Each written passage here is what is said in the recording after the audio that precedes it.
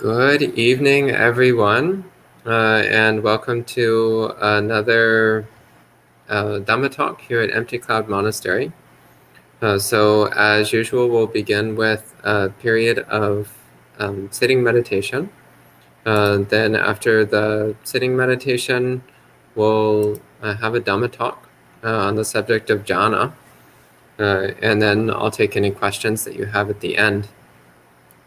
So for now, please go ahead and get in a comfortable sitting posture so we can do some meditation practice together.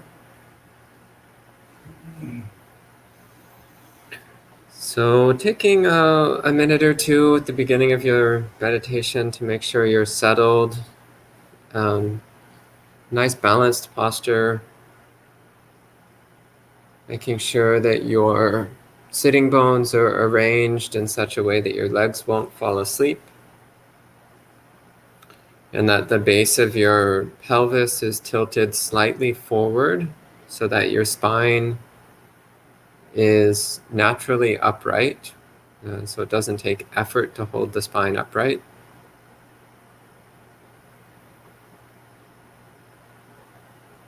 Letting your chin tilt very slightly down so that your throat is completely open and you can breathe naturally without any effort. So you can experiment with tilting your head back a little bit and then forward. You'll notice that when your neck is too far forward, then your throat collapses and it's a little harder to breathe. When it's too far back, then your throat gets bent and it's a little bit hard to breathe. So you'll find that there's a place in between, which usually is with the chin tilted slightly down, where you can breathe completely easily. Similarly, bringing your shoulders up and swinging them back so that your chest opens and expands. This also makes it easier to breathe in a very natural way.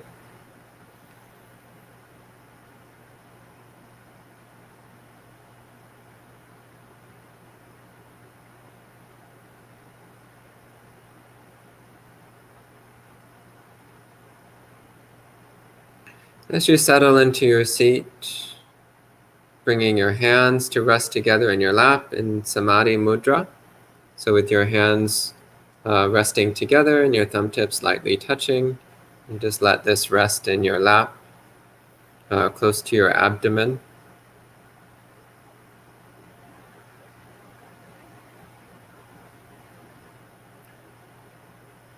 And you can remind yourself, I am about to engage in the same practices that every awakened being has practiced. Doing the same meditations that have been done by all of the arhants, all of the bodhisattvas, all of the Buddhas. They've all done these same practices. So I am following the same well-traveled path that every awakened being has followed. This well-traveled path that leads in one direction only, and that is towards awakening.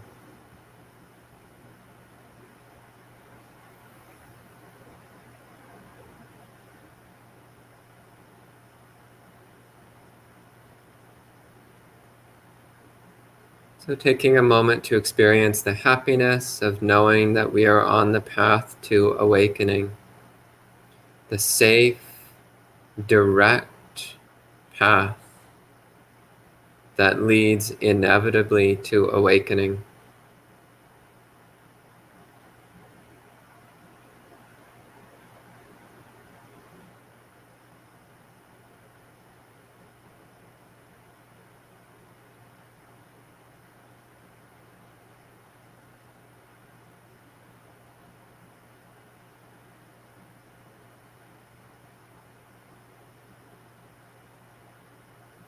And this safe, direct path begins with mindfulness of the body.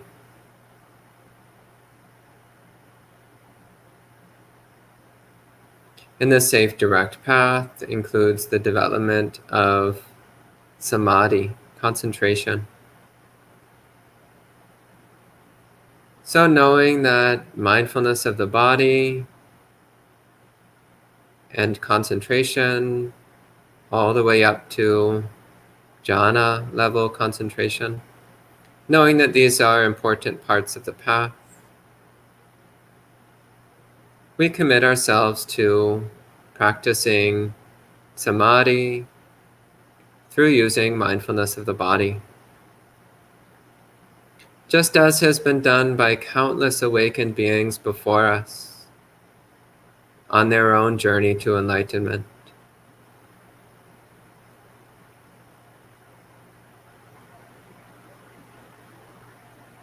So bringing attention to the body, feeling this heavy, warm, moist mass of flesh. Gently inflating and deflating with each breath.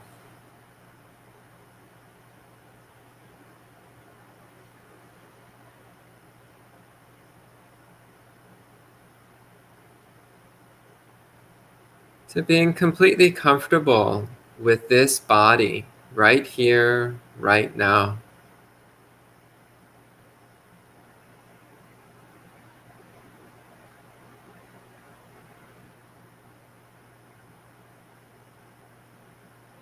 Knowing that the Buddha had a body just like this one. All the Arhants had bodies just like this one. Ours is no different. It's the same heavy, warm, wet, airy mass.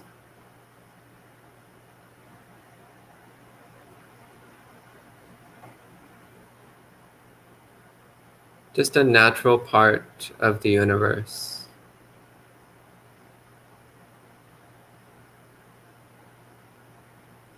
And an excellent focus for attention.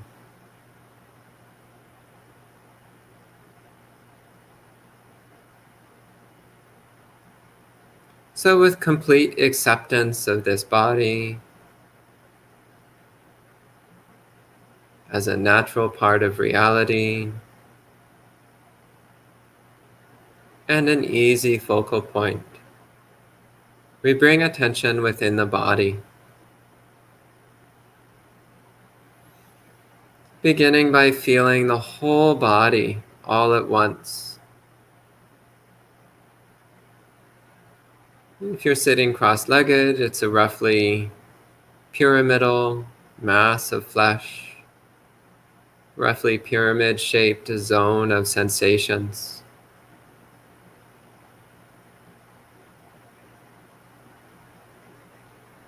So not trying to separate the different physical sensations within this area, but just feeling it all at once, feeling the whole body as a single sensation, a single object, a single domain of awareness.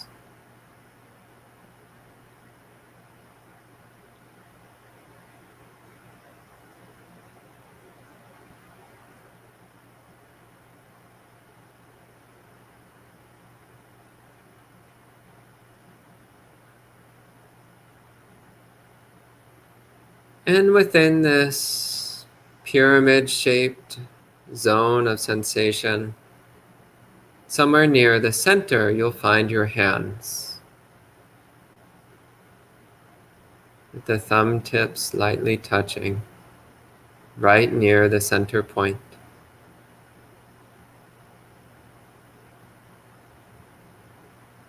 So let your mind rest at that center point. If you want a larger area, you can feel your whole hands. If you want a more refined point, you can focus just on the tips of your thumbs as they lightly touch.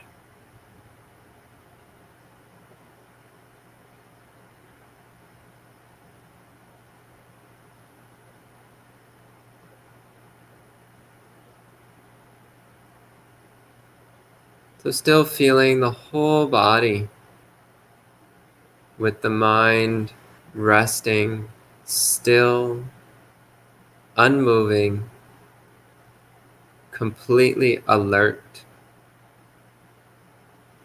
centered at the hands.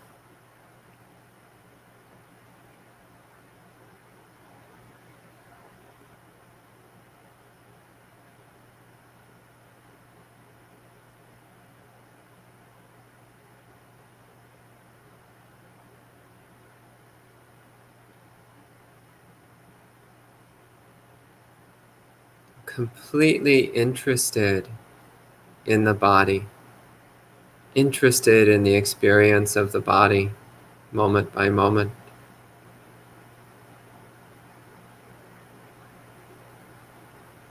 And enjoying the body, enjoying this intense, alert awareness of the body.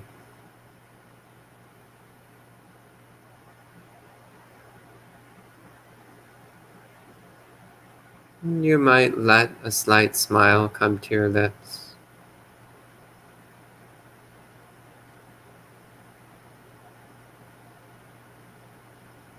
as you enjoy awareness of the body.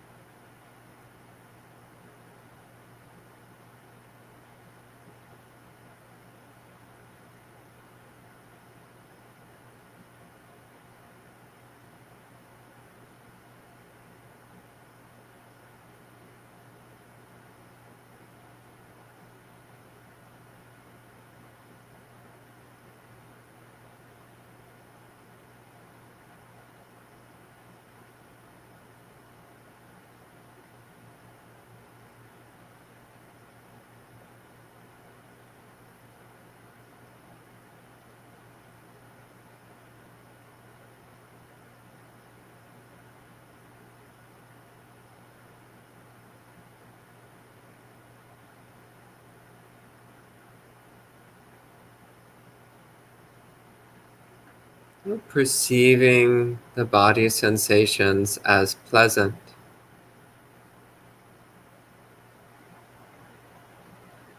and soothing warmth of the body, the reassuring heaviness of the body.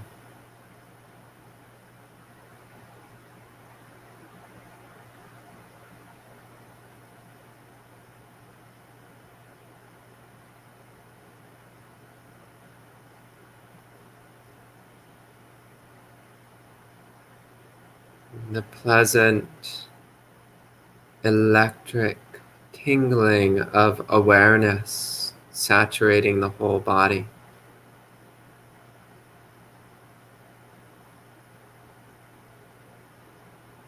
Relishing this experience of the body.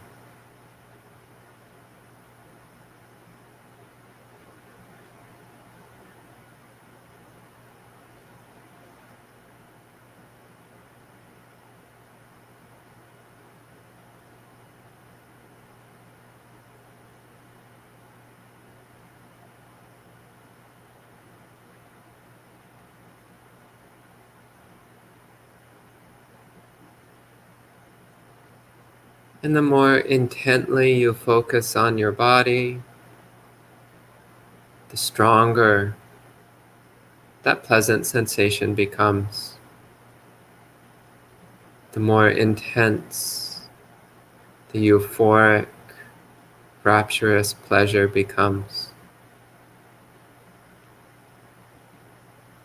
So keep building up that euphoric, pleasant sensation all through the body.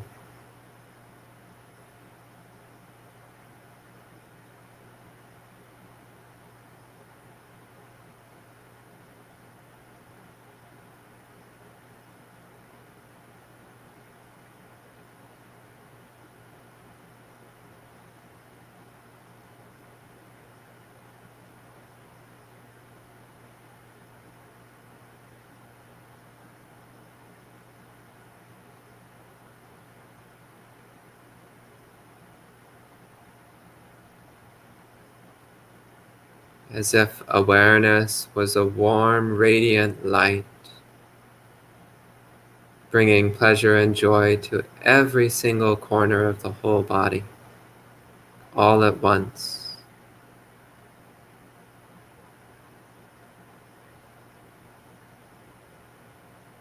A peaceful, stable, bright, pleasant warmth.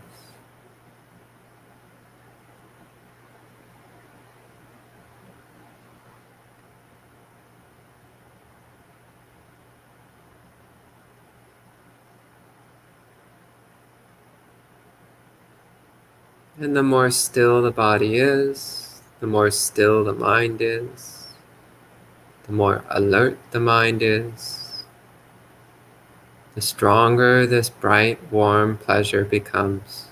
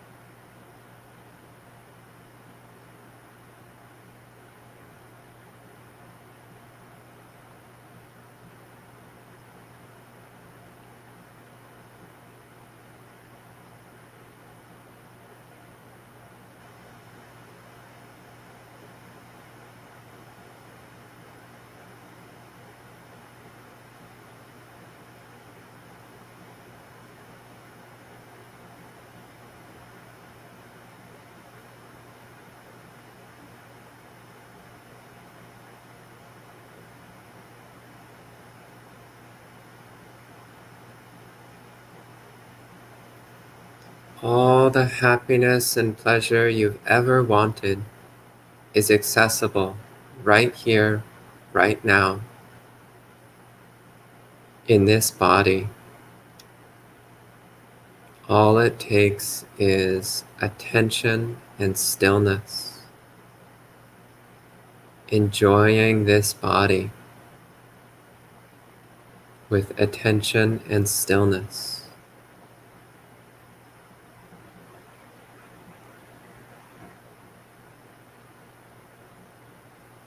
Keep building up that bright, soothing,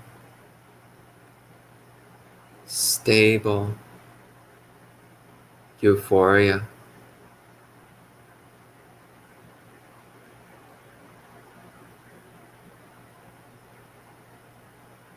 through stillness and attention to the body.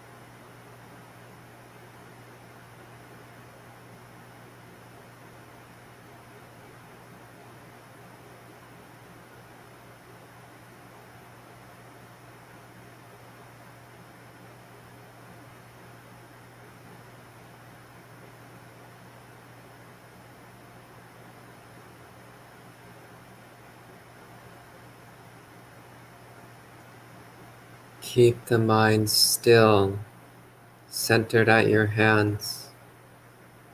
Don't let it wander.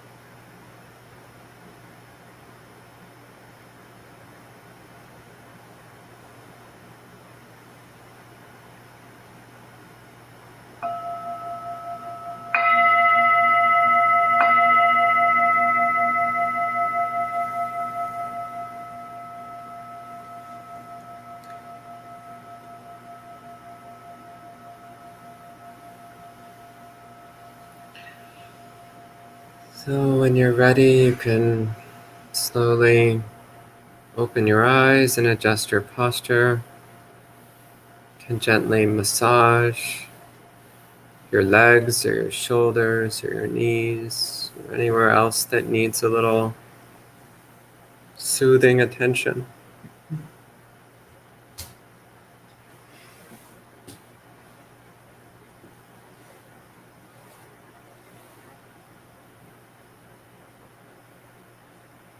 Just take a moment to appreciate the joyful stillness of the mind.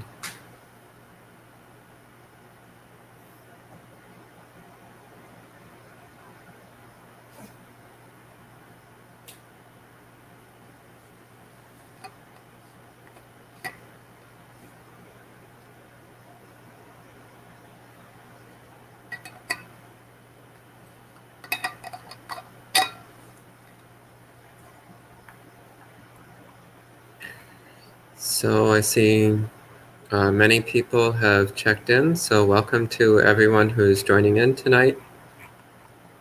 Geeta, Joy, Jayanta, Anita, Mary, Denise, Rick, Roy, Jenny, Manuel, Kumu, Angela, Umaro, Putrika, Tejo, Buddhi, Mariel, and Shapul.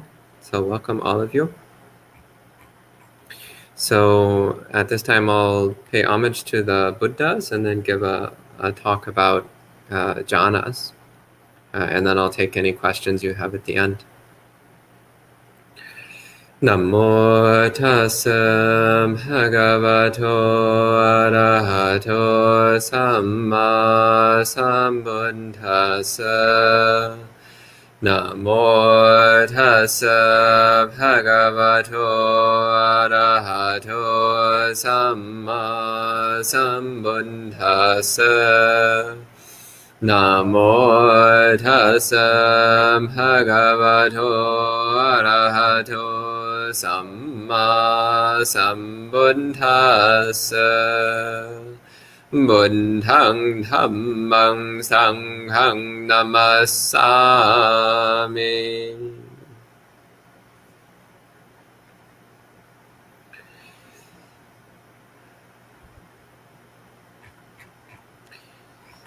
So, tonight we'll be talking about jhana, which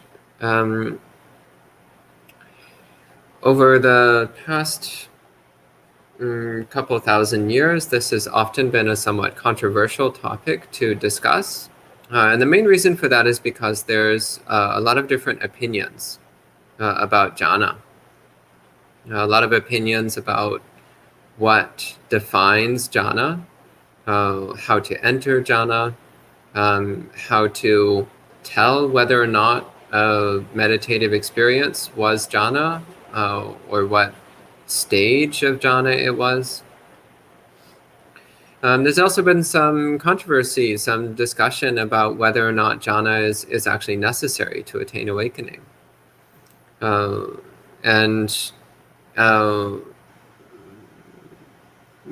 There's also been many teachers who speak about experiences of jhana, and the descriptions given by different teachers don't always match with each other.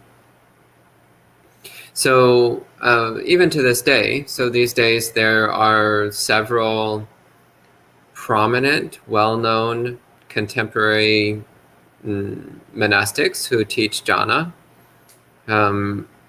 And each one of those teachers has their own slightly different approach, slightly different descriptions of how to enter jhana, what the experience is like, how to relate jhana practice to the development of insight, the development of wisdom, and different ways of describing the aspects, the characteristics of jhana, of each stage of jhana. So the way I'll be talking about it tonight is the way that makes the most sense to me, and which seems to line up the best with my own meditation experiences, my own experiences with trying to practice samadhi, trying to cultivate strong samadhi. And also which lines up with the instruction I've received from my own teachers, particularly my preceptor and primary teacher, Ajahn Pasano. So first off, just to give a very basic definition. So when we're talking about jhana, what we're talking about is very strong samadhi. And those who are not used to Pali are probably disappointed that I just defined one Pali word by using another Pali word. But there are some Pali words which there's really no satisfactory translation, and you just need to learn what these words mean. So jhana is a technical term, and there's really no translation for jhana. So that is one word which I don't think is proper to even try to translate. It should just remain as the word jhana. The word samadhi, on the other hand, is commonly translated as concentration, which is a reasonable enough translation. Literally what it means is collecting or holding together. So in samadhi practice, what we're trying to do is to collect together all of our disparate wandering mental processes and hold it all together into a single unified mind, a single unified action of mind, a single unified field of mind. And usually this is done through focusing on some particular object or theme.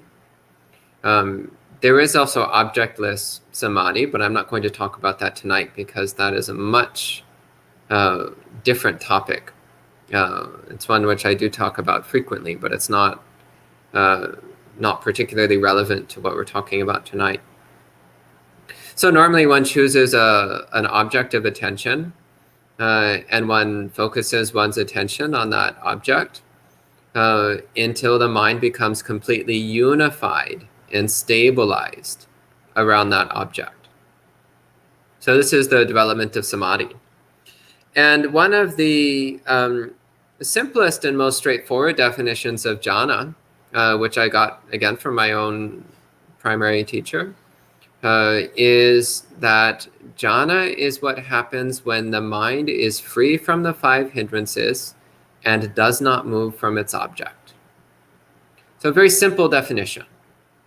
So 2 characteristics: free from the hindrances and not moving from its object.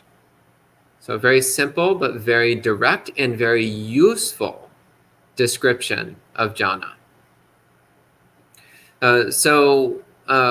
And also it relates to one of the suttas where the Buddha talks about jhana, where he says that the enemy of first jhana is the 5 hindrances. So this is a similar statement. So if you want to attain the first jhana, then you need to overcome the 5 hindrances. It's our basic requirement. So the 5 hindrances are, first off, kama chanda, which means interest in sensuality. So interest in any kind of sensual pleasure. So whether through sight, sound, smell, taste, touch, or even through thought. So as long as you're interested in pleasant sights and pleasant sounds and pleasant smells and pleasant touches and pleasant thoughts, then you will not be interested in samadhi. So if you're sitting there thinking about that fabulous zucchini pasta or those lovely little cookies, well, you're not going to get even remotely close to jhana. In fact, you're not going to have much samadhi at all. You'll just be sitting there indulging in your interest in sensual experiences.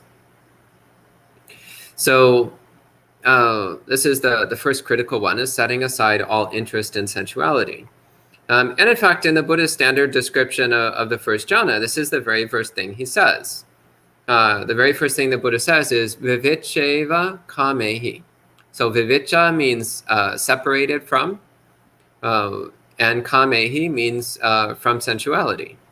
So this very basic requirement for jhana practice is to set aside sensuality, to put aside our interest in sensual experiences. The second of the 5 hindrances is aversion, vyapada in Pali. So this resistance to anything, really. So it can be aversion towards other people. It can be aversion towards particular sensations. Maybe you really hate the sound of the dehumidifier in the back of the room. Or maybe you really hate the person you're sitting next to. I hope not, but maybe you do. Or maybe you really hate the feeling of your clothing against your skin. Or maybe you really hate yourself. So it doesn't really matter what you're hating. If you hate anything at all, then the mind will be agitated and disturbed, and it will not be able to enter strong samadhi. The third hindrance is, in Pali, it's called tina midda, which means dullness. Dullness of mind, drowsiness of mind, hazy mind. Which is, it can be caused just by sleep deprivation. So it's important to make sure that you're well rested. If you want to have good meditation, make sure you're well rested. Don't be sleep deprived. It doesn't help. Make sure you're getting the right amount of sleep, not too much, not too little. And also make a really sincere effort to be very interested in your meditation object, and to really put effort and energy into your meditation practice. This is the way to keep the mind from being overcome by dullness and drowsiness. And the fourth hindrance is uddacha kukucha, which means agitation, restlessness. Can also mean remorse or regret. But the main meaning here is agitation and restlessness. And the Buddha gives a very interesting remedy for this one. So in one sutta, the Buddha says that the remedy for agitation and restlessness is to pay attention to the element of tranquility. In other words, the Buddha is saying that in every single moment, there is some amount of tranquility present. So tranquility is always here. Sometimes we forget and we stop paying attention to it. So when the mind is very restless, we'll pay attention to the element of tranquility. Look for tranquility in your experience and pay attention to it. And as you do that, tranquility will become stronger and restlessness will start fading.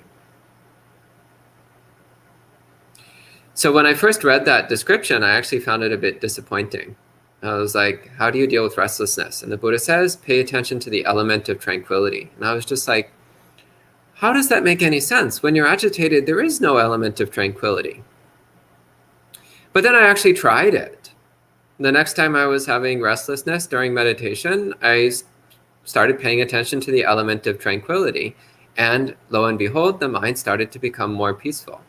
The mind started to become more tranquil and serene. So I found that fascinating, that tranquility is present even when we think we're agitated. And if we just turn attention towards tranquility, then the mind starts to get in line with that. And the fifth hindrance is, in Pali, it's vicikiccha, which means skepticism or doubt. So in the context of meditation practice, we are setting aside all of our doubts and just committing ourselves fully to the meditation exercise.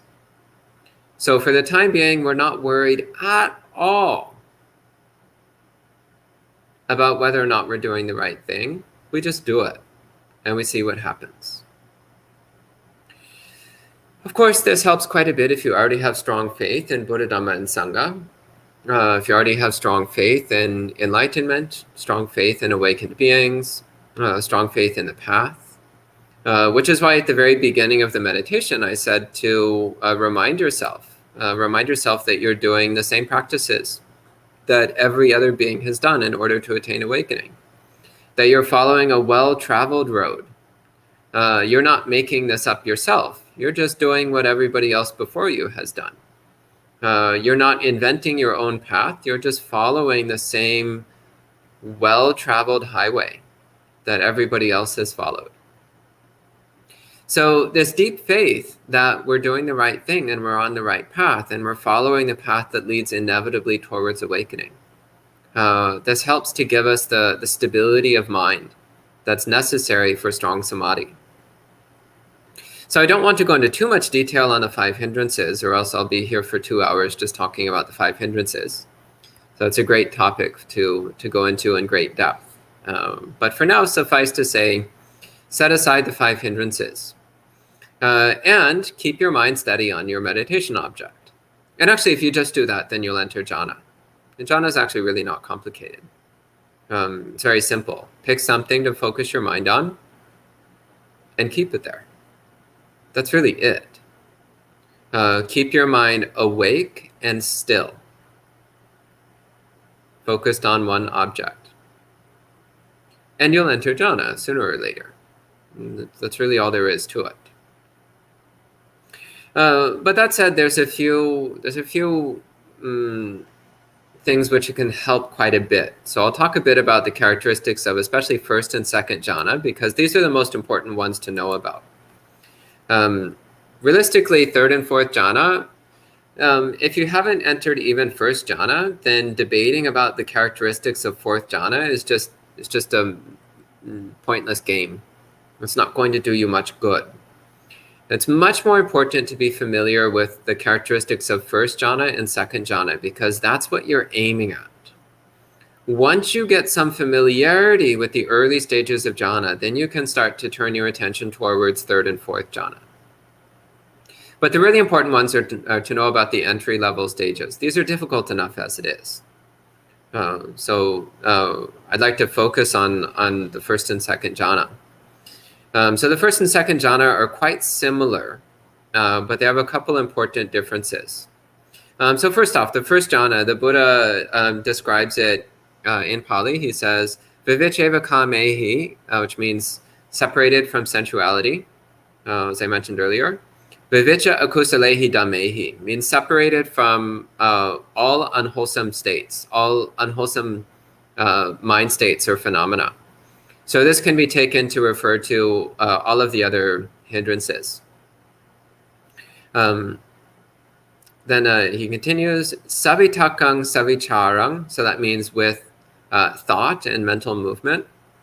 Vivekajang piti sukhang, so that means with the euphoria and pleasure produced by seclusion. In this case, or separation from sensuality and from the rest of the 5 hindrances.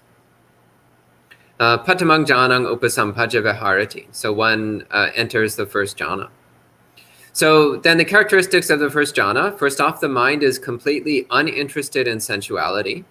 And it's also not caught up in any other unwholesome mind state, such as aversion or dullness or restlessness or skepticism. So it starts off, once again, setting aside the 5 hindrances.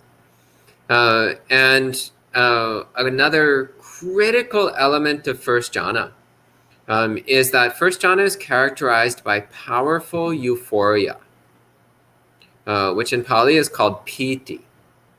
So this intense, rapturous euphoria, which is felt all through the body. And one of the reasons why this is so important, first off, it's unmistakable. This is one of the unmistakable characteristics of first jhana. Every now and then somebody will describe a meditation experience to me, and they'll say something like, my mind was very peaceful and very alert and very still, but I wasn't experiencing any particular pleasant sensation. Was that jhana? And the answer is no, that was not jhana. The defining characteristic of first and second jhana is euphoria. If you're not experiencing the most unbelievably intense, electric, overwhelming euphoria you've ever had in your life, then you're not experiencing first or second jhana. And before you ask, no, it's not possible to skip directly to third jhana. So these occur sequentially. So you go from an ordinary state of mind to first jhana, then to second, then to third, then to fourth. You cannot skip directly to third jhana. So if you are not experiencing intense full body euphoria, then you are not in first or second jhana. You might have strong samadhi that is approaching jhana, that's possible. But without that strong euphoria, you know that you're not there yet. So this is one of the critical hallmarks of both first and second jhana, is this intense euphoria. Another reason why this is a very important characteristic is that it can be used as a springboard to enter jhana. So during the meditation instructions, you might recall that I placed a lot of emphasis and importance on enjoying the body, building up this experience of pleasure, of using mindfulness of the body as a way of deeply enjoying the body, perceiving the body as something very pleasant. In this way, you can start to generate piti. You can start to generate this rapture, this euphoria. And by generating it, then you can start building it up and strengthening it. And by building up and strengthening that euphoria, that piti, then that will also build up your sati and your samadhi, so your mindfulness and your concentration. Because in order to strengthen the euphoria, the euphoric sensation in the body, then you need to have stronger sati, so stronger mindfulness, and better concentration. So these qualities come up together. So you can focus on the cultivation of physical euphoria as a way of developing sufficient mindfulness and concentration to enter jhana. So this is kind of a shortcut to jhana. There aren't a lot of shortcuts. In fact, jhana is notoriously lacking in shortcuts. But this is one, which is to intentionally cultivate the quality of euphoria and focus your mind on that. And this will automatically cultivate the mindfulness and samadhi necessary to enter into first jhana. Another defining characteristic of first jhana is that it's accompanied by thought and mental movement. So there's still a certain amount of mental activity occurring in first jhana. So what we call vitakka and vichara, mental activities. And there's a fair amount of debate about this. So the other characteristics of first jhana, pretty much everybody agrees more or less on what they mean. But when it comes to vitakka and vichara, there's a lot of opinions. One of the simplest ways of understanding this is that because the mind is not yet fully stable, the mind is still twitching a bit. There's still a certain amount of background noise in the mind. Even in first jhana, there's a certain amount of background noise in the mind.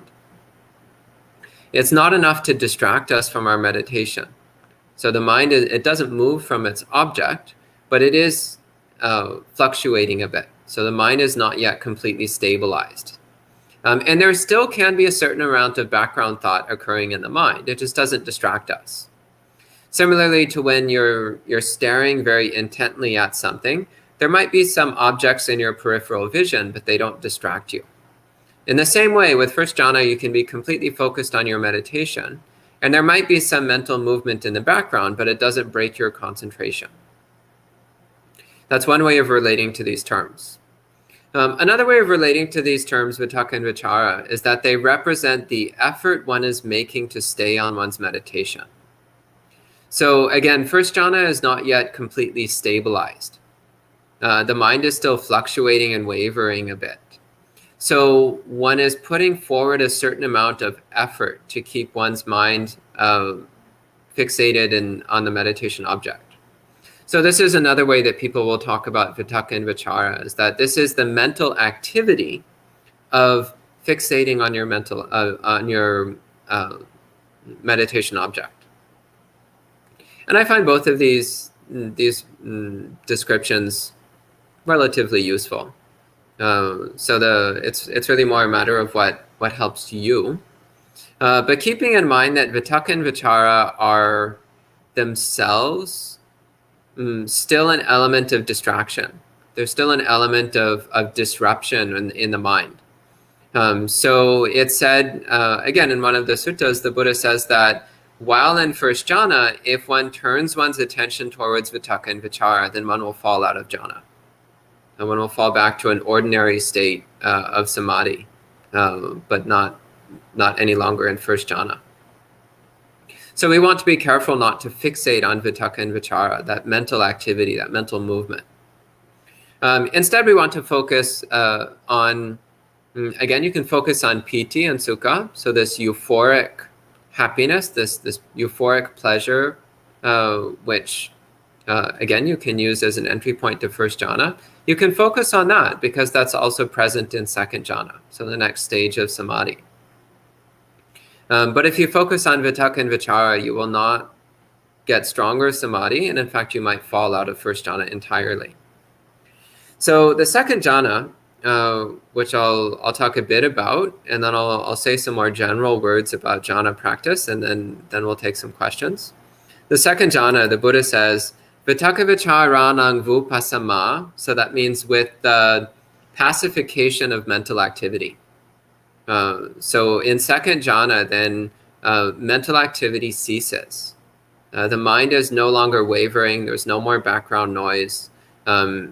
There's no longer effort needed to stay on the meditation object. The mind stays on its meditation object very easily and naturally. Then he says, ajjatang sampasadanang. So this means internal serenity, internal stability, internal clarity. So with second jhana, the mind finally becomes completely stable and clear. So in first jhana, the mind is still a little bit wobbly and hazy. Nothing like our ordinary state of mind. Our ordinary state of mind is like mud by comparison. First jhana, it's more like water that has just a little bit of dust in it.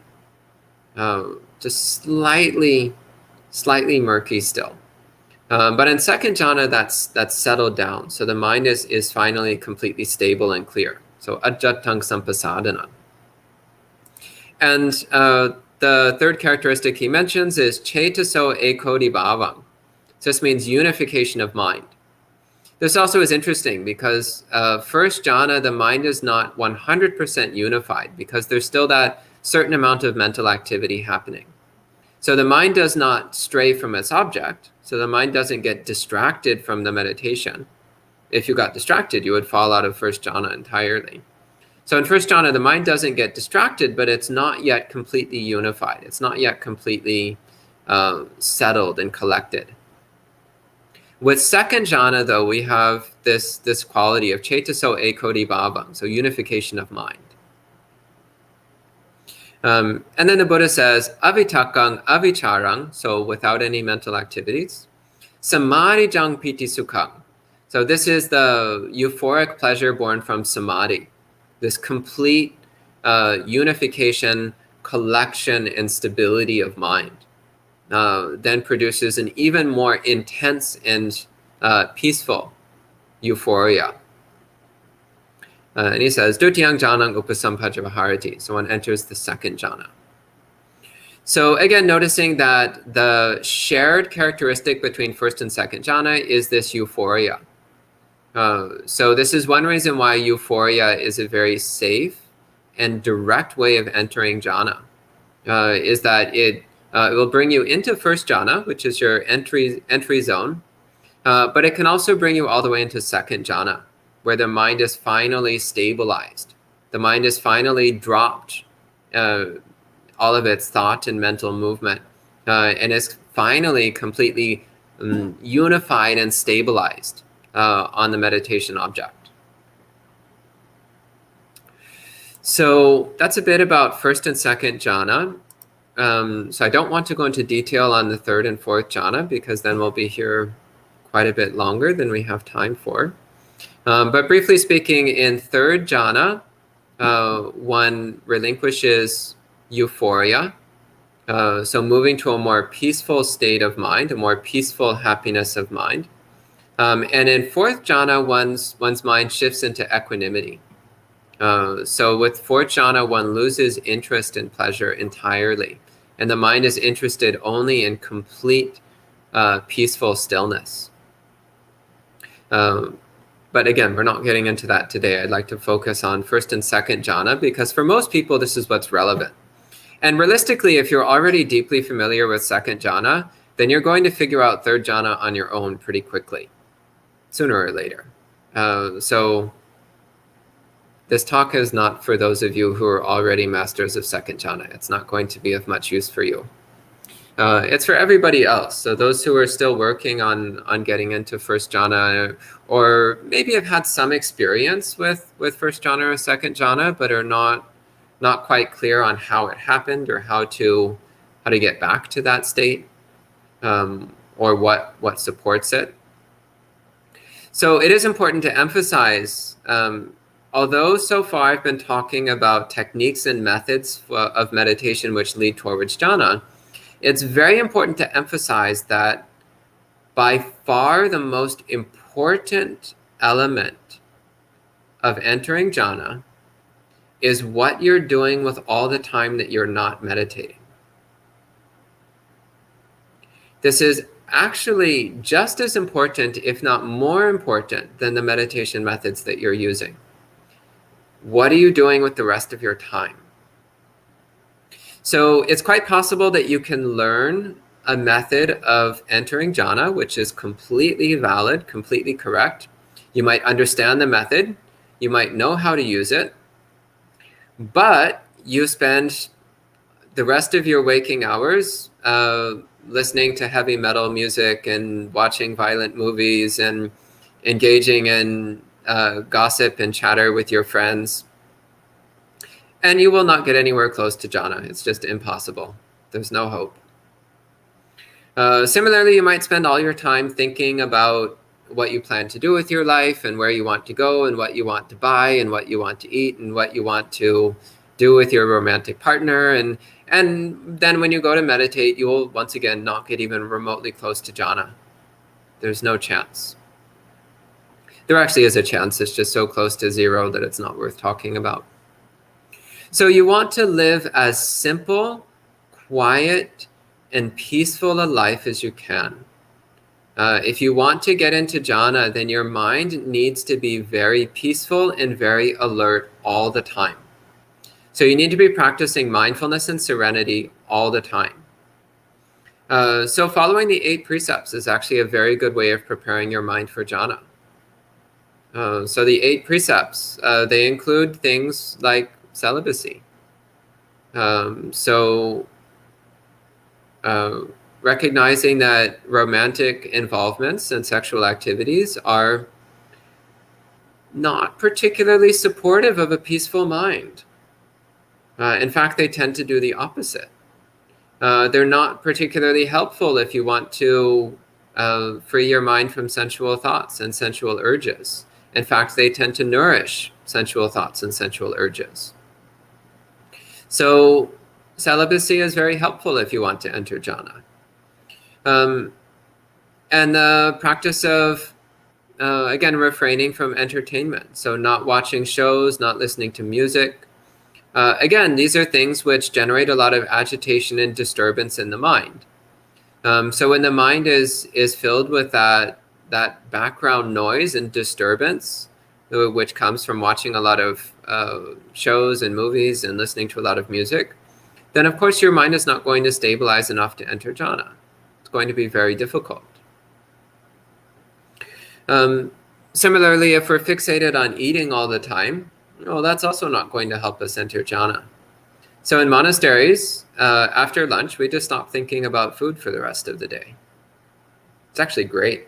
You just don't need to think about eating. It's really wonderful. And also not, so the precept about not using luxurious bedding. So it's about not being obsessed with just lounging around in bed all day. Because if you're just lounging around in bed all day, then the mind tends to become very dull and hazy. That's not supportive to jhana practice either. And we also want to watch out for being busy. Both in the sense of avoiding a lot of activities and projects and engagements, but also approaching the activities and projects that we have with a mind of non-busyness. There's a really lovely Zen story on this. So there's two monks, and one monk is sweeping the monastery grounds. And the second monk comes up to the first monk and says, "You're too busy." And the monk who's sweeping replies, "You should know that there is one who is not busy."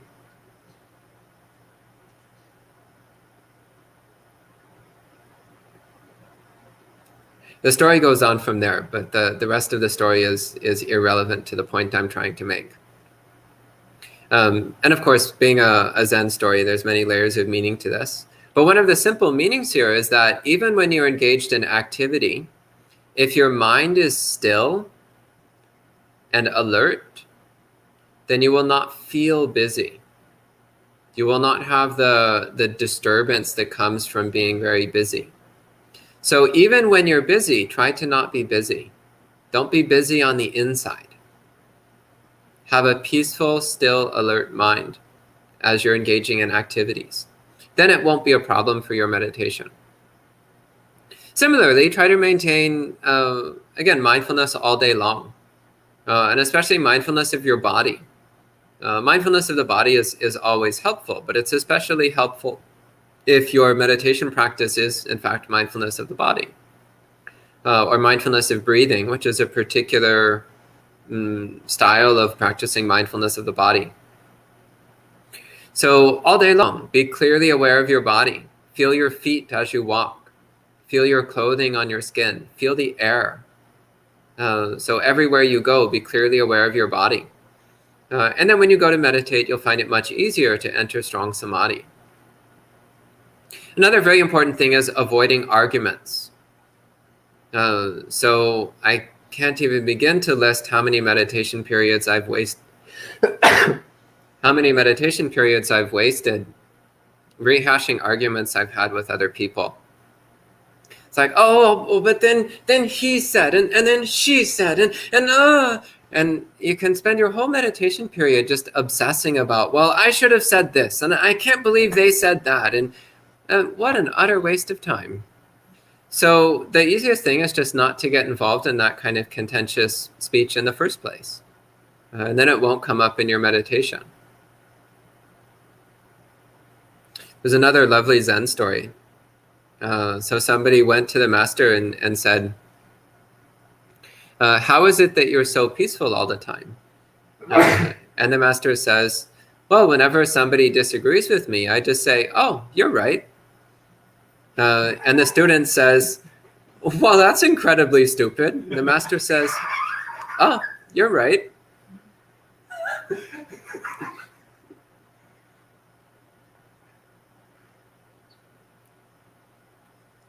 Apparently this story was a hit with the residents here. But yeah, the point here is that the master is practicing non-contention.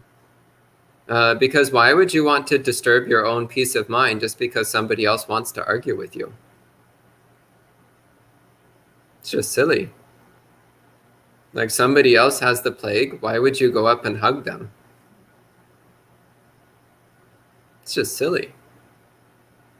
You don't need to take on somebody else's disturbance. You can just have compassion for them and get on with your own peaceful life. So these are a few general words on the practice of jhana. So again, one thing I really want to emphasize here is that jhana practice is not complicated. This is one of the ongoing misunderstandings about jhana practice, is that people try to practice jhana and they find it really difficult. And then they think, well, it must be complicated. There must be some 20-step process which I can only learn in the remote jungles of Asia if I just find the right teacher who will tell me the right elaborate method which I must do in precisely the right way. And it must be some deep hidden secret which is only known to the privileged few. And that must be why I'm not getting jhanas, because I don't have the special, complicated, elaborate secret method. But that's actually utter nonsense. Jhana practice is very simple. Put your mind on your meditation object and keep it there. That's it. The problem is usually everything else we're doing that's making our mind messy. The problem is not usually the meditation technique itself. Sometimes it is. Sometimes somebody is just using a really deranged meditation method, and that's why they're not getting good samadhi. And actually, some meditation methods just aren't really suitable for jhana practice. For example, body scanning, completely useless if you want jhana. It's fine as an insight meditation method, but completely useless for samadhi. You will not get jhana if you're moving your mind through your body. So as long as your body and mind are still, and you're practicing alertness, and the 5 hindrances are not operating, then you will enter jhana sooner or later. Possibly sooner. And if it's really difficult, then the problem is probably not to do with your meditation. It's probably something to do with what you're doing with the rest of your life. If you're finding jhana practice really difficult, check your precepts. Check your morality. Check your kindness. Check your generosity. Check your renunciation. So again, renunciation is not some frosting that monastics put in their life. Renunciation is the heart of the Buddha's teachings. And it's also the most important characteristic for samadhi practice, the most important characteristic for entering jhana. So practice renunciation in your daily life, and you'll find samadhi practice gets much, much easier. So, I think I've said enough on the topic. So again, this is a very brief overview of how to enter first and second jhana. So the earlier stages of jhana, which themselves, once again, are not particularly easy. Again, just emphasizing, jhana practice is straightforward and it's simple. But it's not easy, and the reason it's not easy is because we're so addicted to busyness and complication. So cultivate a simple mind, a still mind, and a happy mind. And samadhi will become much easier, and jhana will start to come within reach. So I think I'll end my talk at this point. And we still have a few minutes to take any questions. There's one question showing up. This was actually entered before the talk started. So I may have already answered this, but Rick asks, what are supportive conditions for cultivating the ability to enter deeper meditation states or jhanas? What conditions impede entering deeper meditation states? Yeah, I think I just answered that. So briefly speaking, living a busy, complicated life, living a sensual life, living a life focused on engagement and activity and acquisition. These are all things which will prevent you from entering jhana. Whereas living a simple life of kindness and renunciation, of quiet, of mindfulness, of peacefulness, this will make it much, much easier.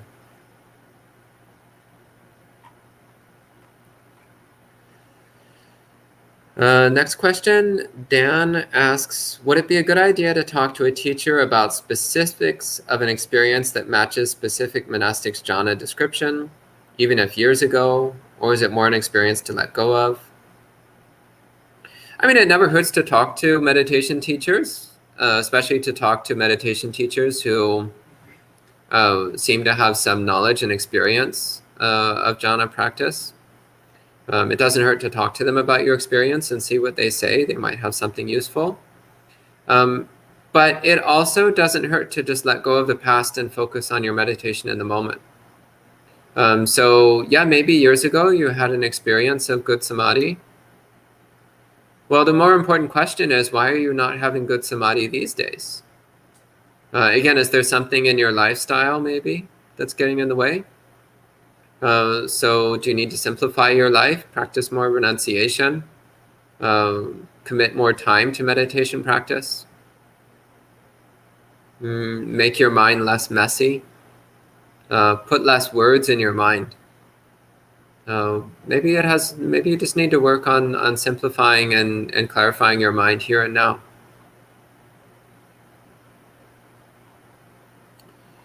Next, Jonathan says, sometimes it is easy to give up on sitting on the cushion in meditation. Would you say that there are things that one can do to allow or longer sit on the cushion? Yeah, so determination. It's really important to cultivate determination.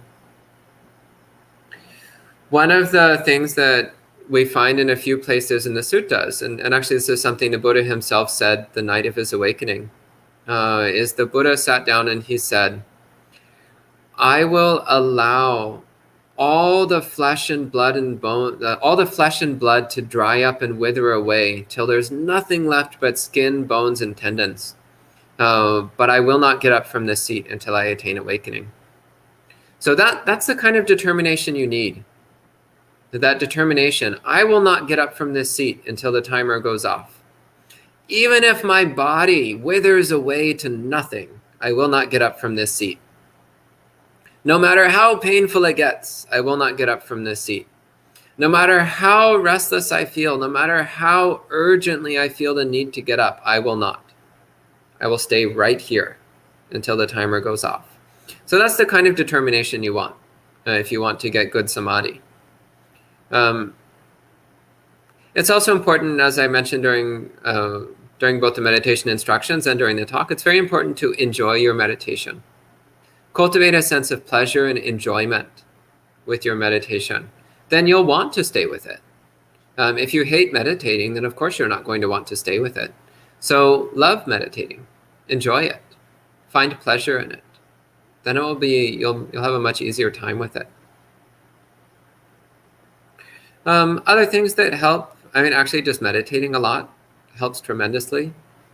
Alternating between sitting meditation and walking meditation can help. Doing stretching between periods of meditation can help tremendously, especially in the beginning. Yeah, ultimately it comes down to determination and gradually increasing the amount of time that you sit. You want to get to a point where you can sit for an hour without being too bothered. And actually, eventually you'll realize that it doesn't really matter whether it's 1 hour or 2 hours or 3 hours. If your determination is strong, then you can stay with it. But 1 hour is a pretty good amount of time. You can get a lot of samadhi in 1 hour.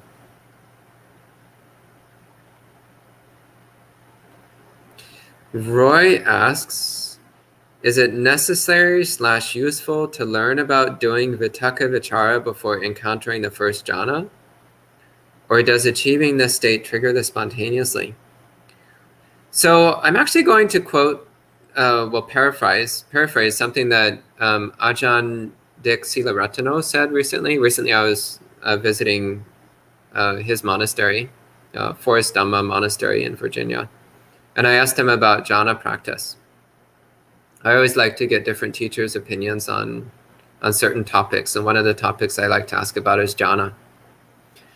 I also like to ask about karma and about dependent origination. These are always interesting things to hear what seniors have to say. Anyway, so I asked him about jhana, and he actually made this comment. He said, a lot of people think that you need to master vitakka vichara, but they're completely wrong. What they're missing is that vitakka and vichara are obstacles.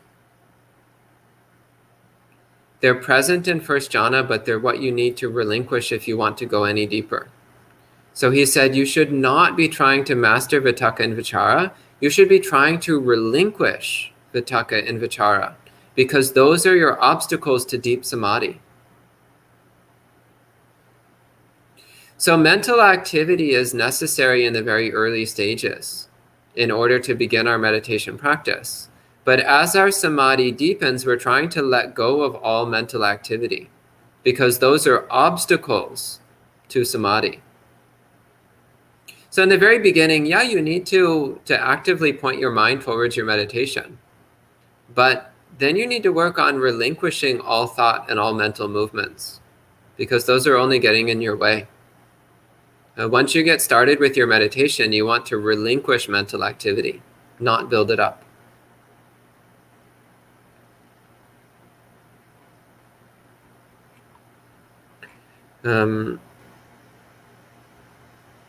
Then Kumu says, that is very good advice on Uddhacca Kukucca, attention to tranquility.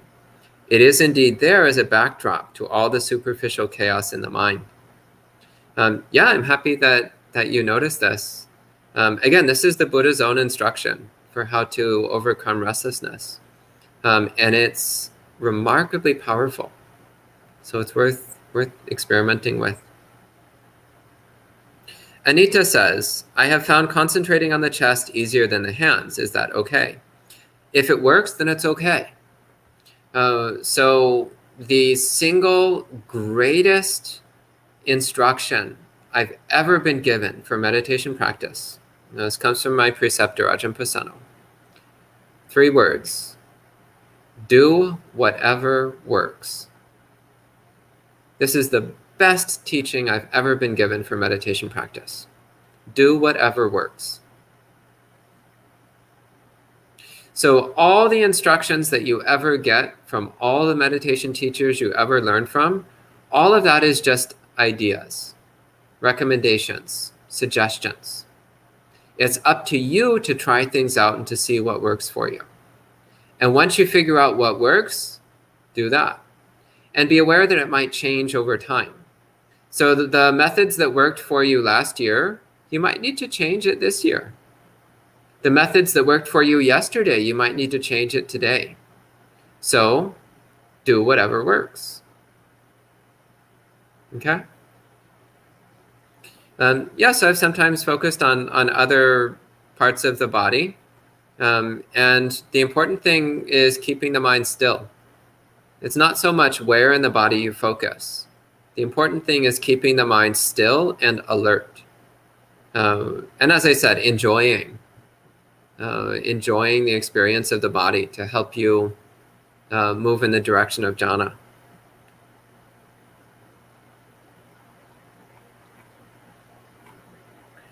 Then Mike asks, would you know when you're in jhana, or is it something you would recollect afterwards? You will know, but because the mind is free from mental activity, you will not be thinking, I am now in jhana. In fact, if you find yourself thinking, I am now in jhana, that's a clear sign that you're not in jhana. So keep this in mind. Starting from 2nd jhana onwards, there is no mental activity happening. There's no thought happening. So that means you can't be thinking, I am in 2nd jhana. If you think I am in 2nd jhana, you definitely are not. It's possible in 1st jhana that there can be a background thought reflecting that you're in 1st jhana, but your knowing is the direct wordless knowing. So do you know when you're in jhana? Yes, but it's a direct wordless knowing, a non-verbal knowing.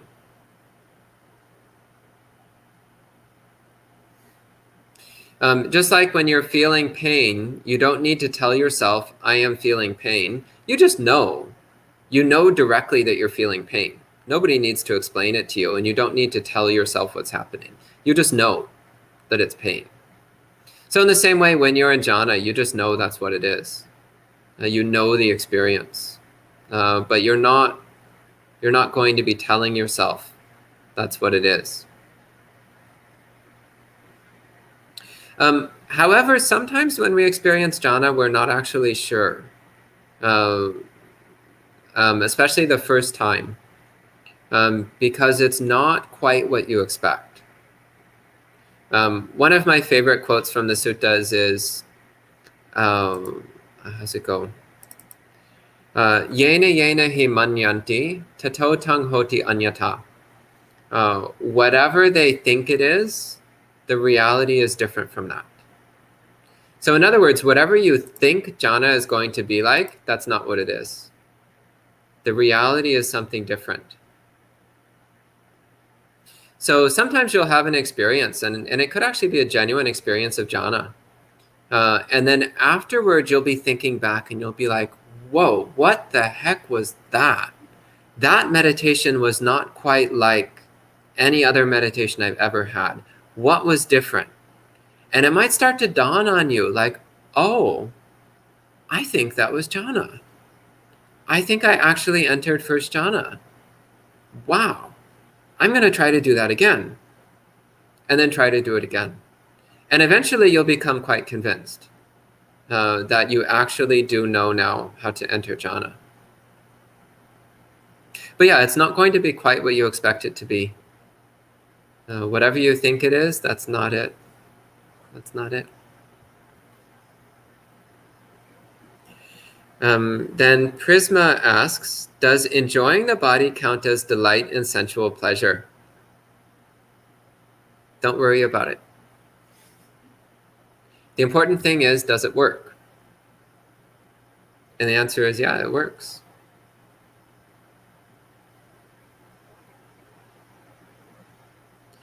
Then J-O-D, I'm not sure if that's meant to be initials or Jod. J-O-D says, if you have an experience of cessation of judgment, categorization, or even time, is that a particular jhana? So the cessation of judgment and categorization, that definitely happens by second jhana. And generally speaking, you'll have something happening like that even in first jhana. So you're no longer trying to label or judge your experience. You're just fully immersed. You're just fully immersed in this intensely enjoyable alertness and stability of mind. So yeah, you're not judging or categorizing things. Why would you? There's something far more interesting and enjoyable to do, rather than playing all these little mental mind games with yourself. You can just immerse yourself in the most intense, pleasant experience imaginable. Why would you waste your time with all that meaningless mental noise, all that meaningless thinking? And yeah, when you're completely engaged in the present moment, then time seems meaningless. So when you're in jhana, you're not thinking of past or future. Past and future don't exist at all. There's only the present moment experience. There's nothing else going on. Let's see. So then, let's see. There's a couple more questions. Sam says, wow, beautiful if we could really not engage in contention like the Zen story. Yeah, let's try. Let's try. It's so tempting, though, when people come and challenge my ideas and my opinions, then I want to defend my opinions. So we so easily get wrapped up in our conceit. And when we're wrapped up in conceit, then we fall into argument. And then the mind is far from samadhi. Then No Identity says, is metta meditation conducive to entering the first jhana?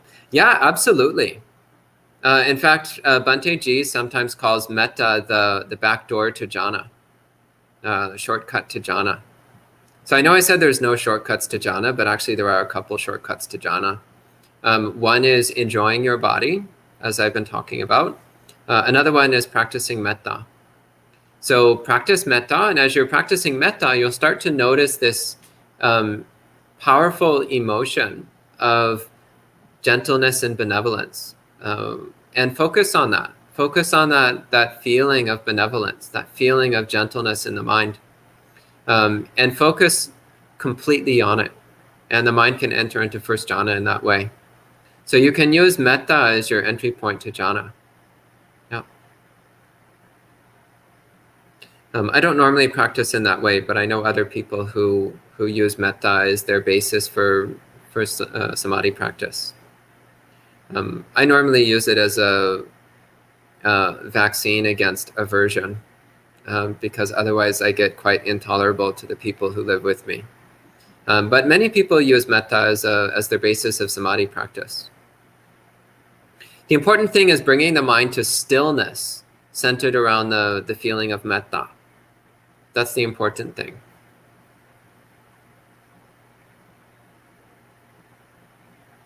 Then Sam says, a layperson who does not observe celibacy has to forget about practicing jhana. That's what many other teachers said too. That's not quite what I said. I did not say that it is impossible to enter jhana if you aren't celibate. I said it's much harder. There's a difference there. So it's still possible if you're not celibate. It's just much harder. It's a lot easier to enter jhana if you're celibate. So again, if you're really serious about your meditation practice, then think about practicing celibacy, even for periods of time. So practicing celibacy for a week, a month, 2 months, 6 months, a year, or longer, and see how much it improves your practice. Again, there's good reasons why monks are celibate. Many, many good reasons. This is just one of them. And that's the end of the questions, and it's also after 9 o'clock. So I think we'll go ahead and end there for the evening. So we can all say sadhu 3 times. Sadhu, sadhu, sadhu. And we'll see you next time.